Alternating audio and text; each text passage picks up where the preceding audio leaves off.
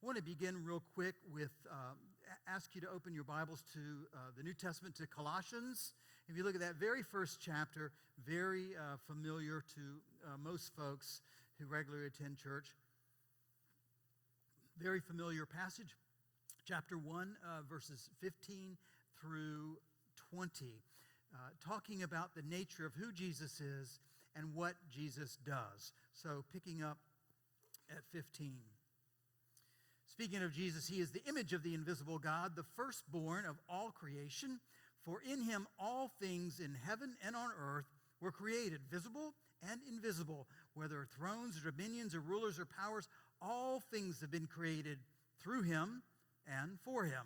He himself is before all things, and in him all things hold together. He is the head of the body, the church. He's the beginning. He's the firstborn from the dead, so that he might come to have first place in everything.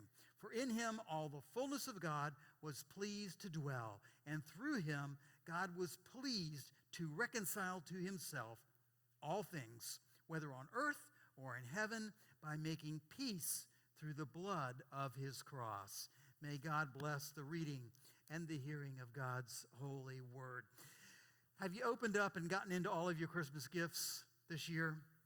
You know, some things you can get right into, and others it takes a little bit of time. I received a Christmas gift. It took me a few weeks to kind of get into. I actually was given one of these DNA ancestry tracking kits. You know what I'm talking about? Right? So you can give a little sample of your DNA, and they put it through all the chemical treatments, and boom, they pop out and tell you where you've come from. So actually, I did this. I filled it out and did the test. I sent it out, and it's not back yet. Sorry. I'd love to tell you the results of it, but it didn't come back yet. So when it does, I'll let you know. But I don't need that. I don't need an ancestry tracking kit to tell me where I come from. The bald truth is right here. I know exactly where I come from. You know, I watch these videos. You know, we put them on YouTube, and folks can watch the services.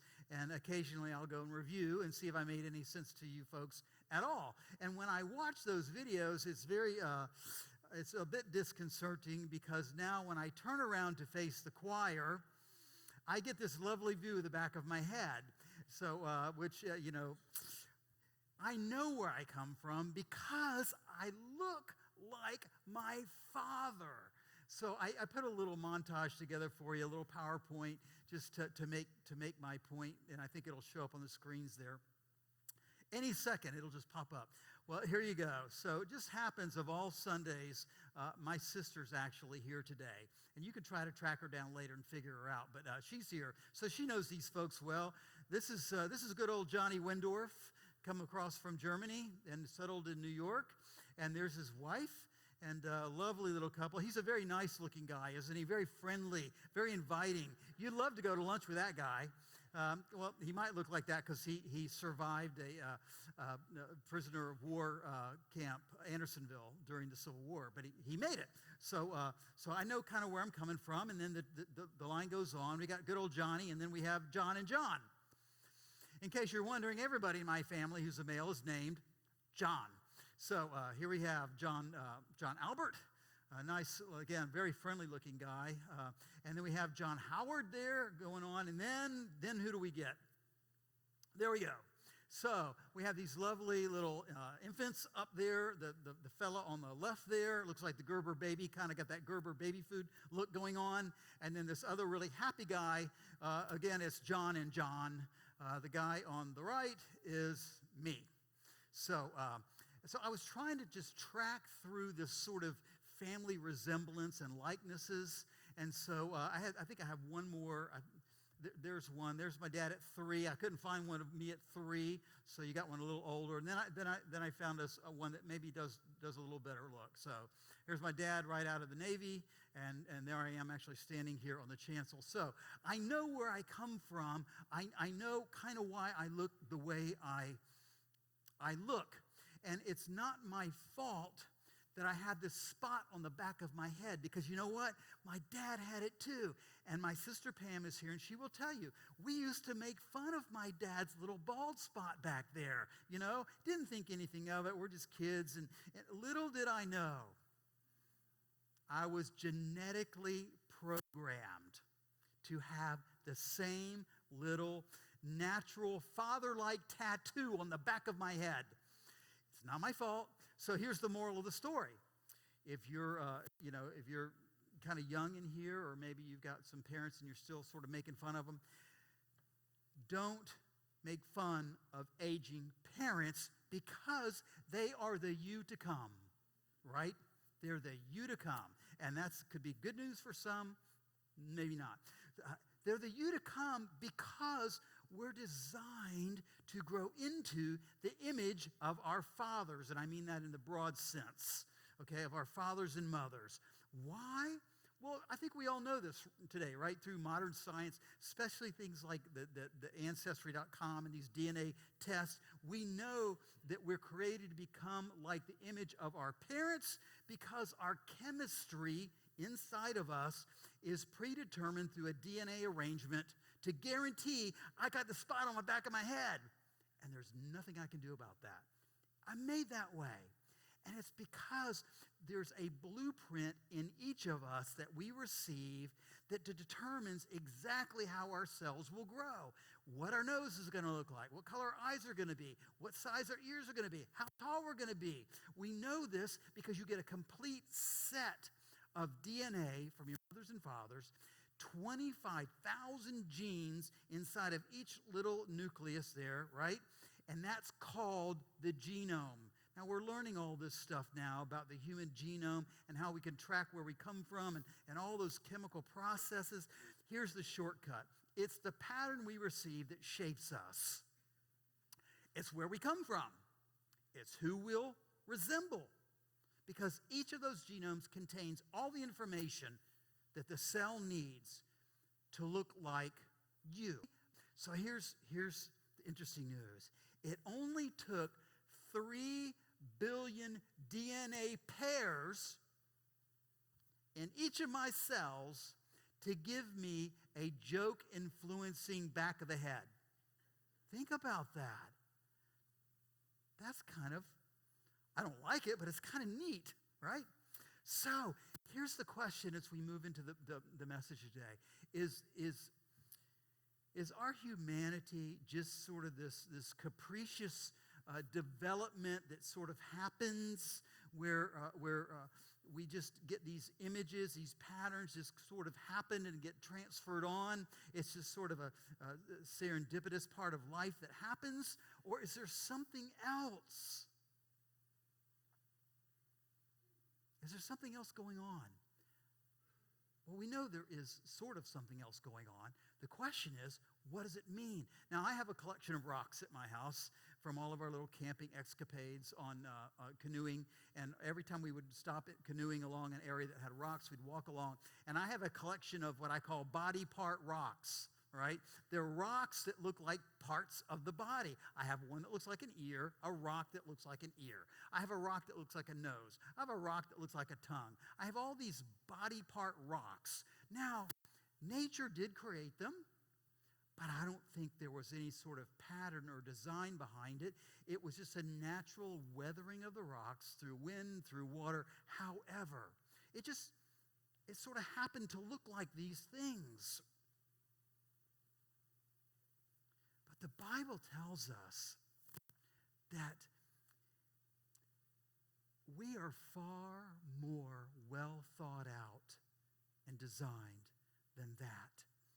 But it tells us in the way of presenting that message that this sort of mysterious story is given us about how we came to be, what we look like, and how come all those Johns up there have some trace that's working through all the way to me. But some people today would say, we understand intelligent design.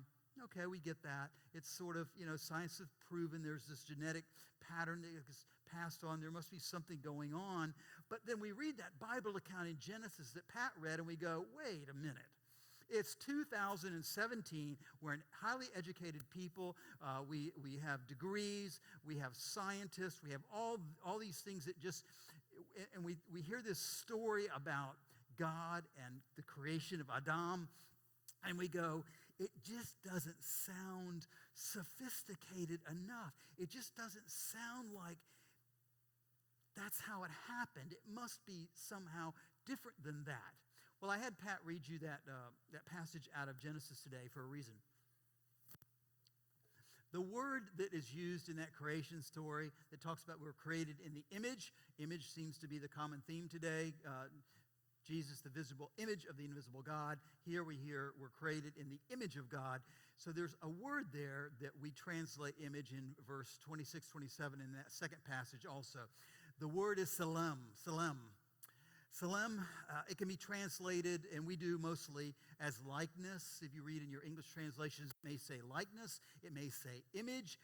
That's the translations we get in English. But here's the interesting part.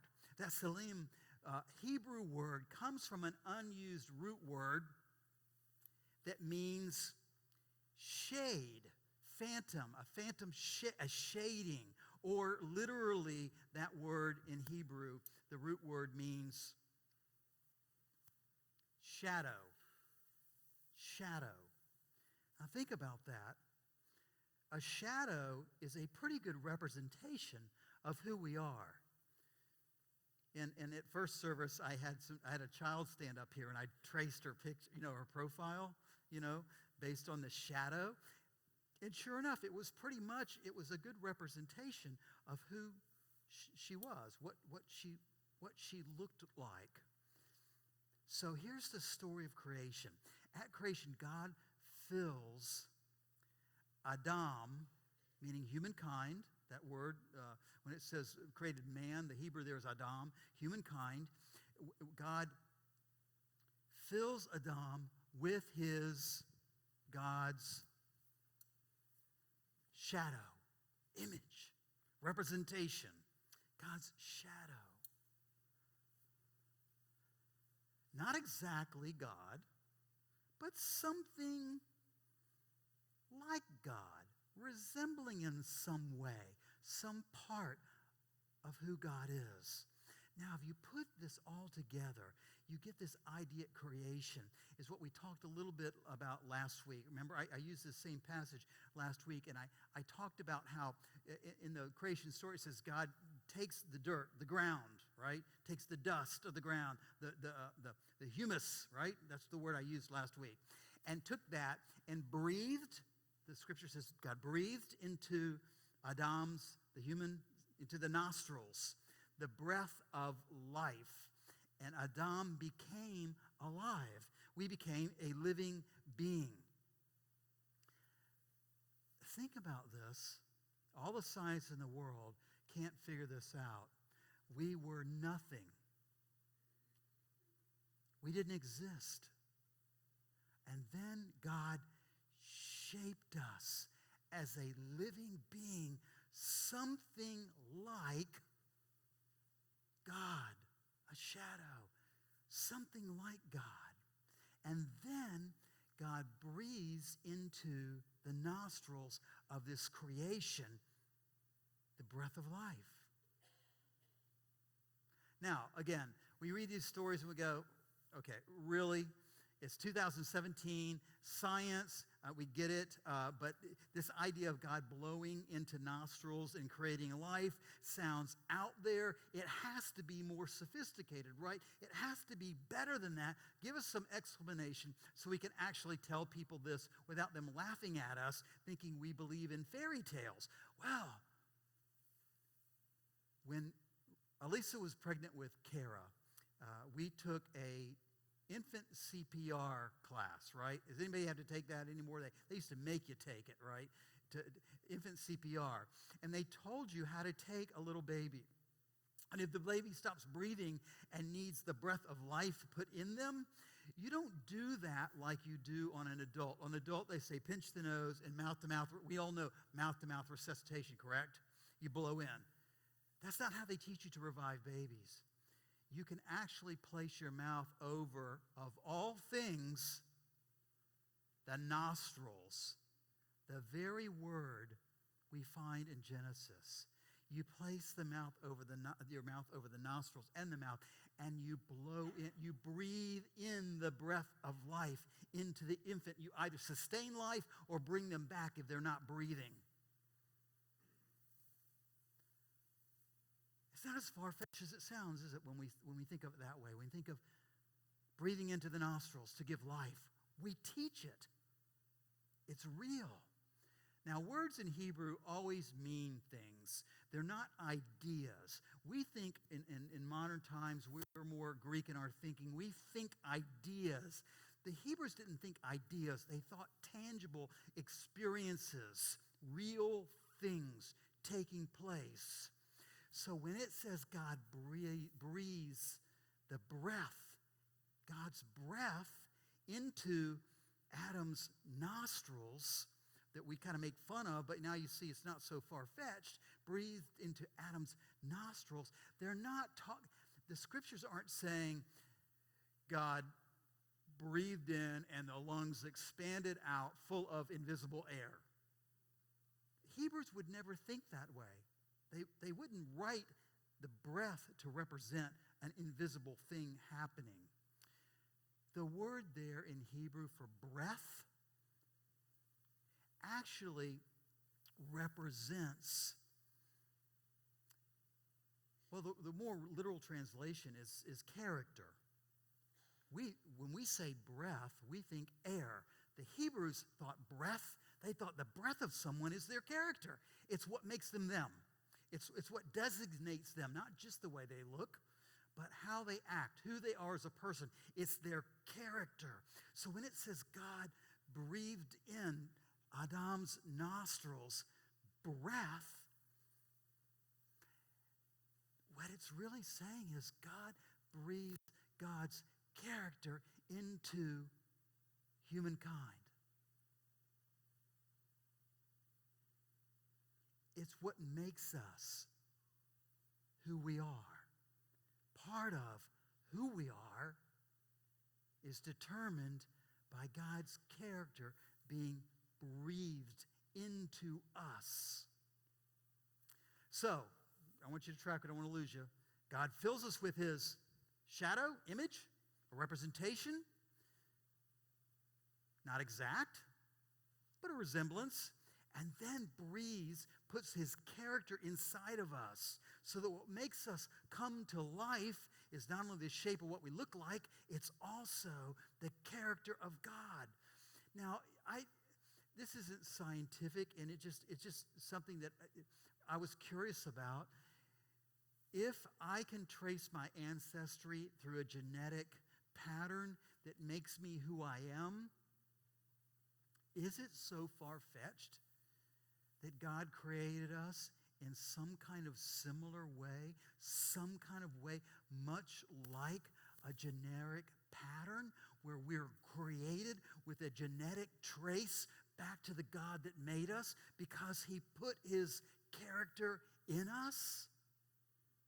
You know, I read that creation story, at least I had Pat do it, about in the Garden of Eden. It's the creation story, here it comes. You know, it's just a funny little way my mind thinks, but God kind of did create a garden genome project of his own. We're the result in one sense. So whose image is on you? Think about it today. Whose image is on you? The genome developed in us, part of it is from our parents and our ancestry. But the Bible says there's even a deeper ancestry where God breathed into us in the garden, made us to resemble the Father. And that has a meaning for us in our lives. It has a meaning about how we feel about life, how we react to the life that is going on around us. So as we move toward the end of the message today, I got to go back to where I started with this bald truth. Here's the bald truth, right? I am becoming like my Father. There's nothing I can do about that. There's some heredity there that's going to make me develop in that way. I can fight it. I can try to fight it. And some of the stuff about who I am, I don't want. Would I choose to have a joke-producing spot on the back of my head for my kids to make fun of me? No, I would not. I would not choose that for myself. Why? Well, a little bit vain, right? A little bit care about how I look. I don't want to accept all that's been given to me through my genetic pattern. Maybe it's just, pride, all that stuff. I would rather not have that gene that tells the hair on the back of my head to fall out. truth be known. But I can't fight that. And it's fruitless to fight that. But if you put that kind of idea of moving away from some of the traits that I've inherited, if you put that on God, it causes all kinds of trouble. If we truly are shaped by God's image, shadow, and we contain God's character, when we try to move away from that, selfishness, pride, wanting to run our own lives, not wanting somebody to lord over us in any way, determining our own future all by ourselves, letting God in only when we want God in, and putting him out at the other times we don't want him in, it answers a lot of questions about why we feel the way we do. We feel a bit conflicted as human beings, and we know this is true. We know what's right. We know how we ought to love one another, right? We know how we ought to care for one another, the things we should do for one another, the people we should be taking care of. We know all of that.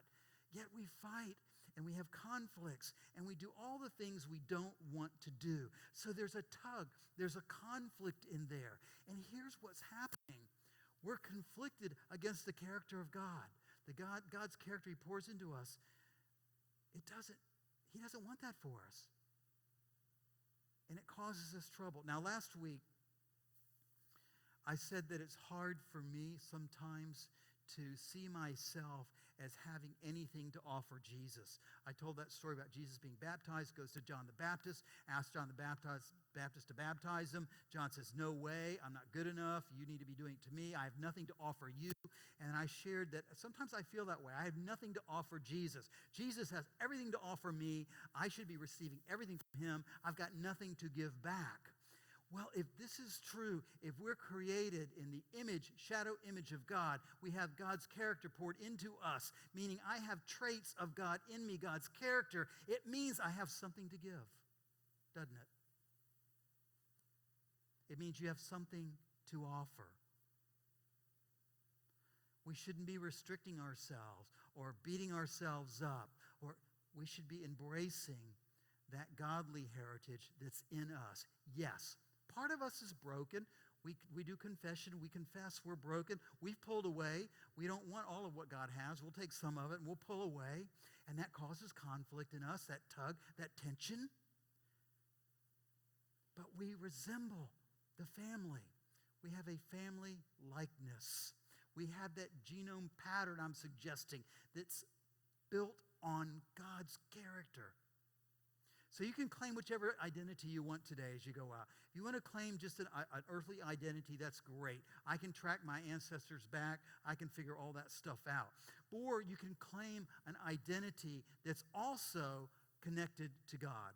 You are connected. We are connected. If we believe the Bible, we believe God made humankind, then we have a connection. We are bound to God by his character and by his shape, by his shadow.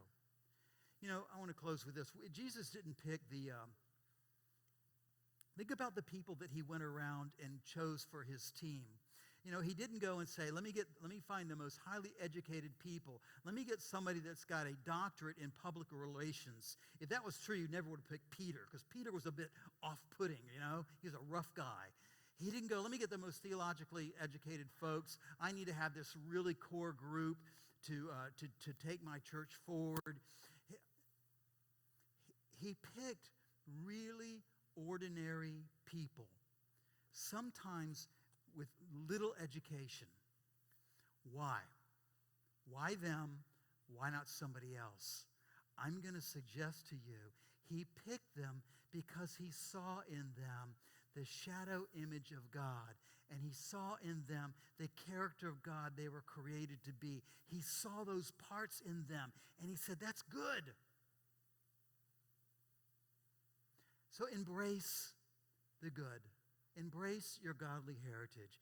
You can reject some of the distortions of who we are that come to us that we create. That's fine. That's what we call sin. We reject that. But we can claim that godly good heredity. Because here's the truth.